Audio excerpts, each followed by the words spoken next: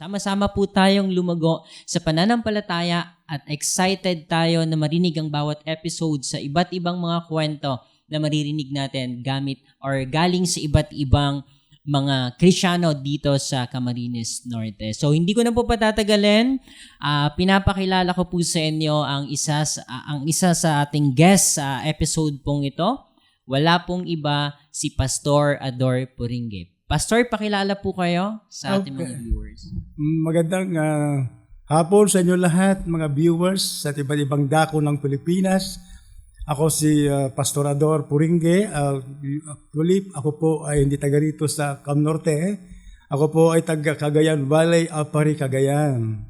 Ang salita ko po ay Ilocano. Sample nga, Pastor, ng Ilocano mo, pagbati galing sa Ilocano. Okay, naimbag nga malim yung amin. Ang ganda. Ang ganda pakinggan, ano? Naimbag nga malim yung amin. Sa Bicol, maray na hapon sa Indogabos. Ayan.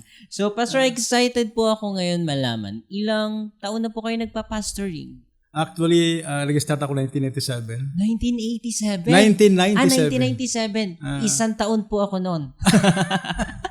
Ano, grabe. So, at mga 28 years na. 28 years na. Okay.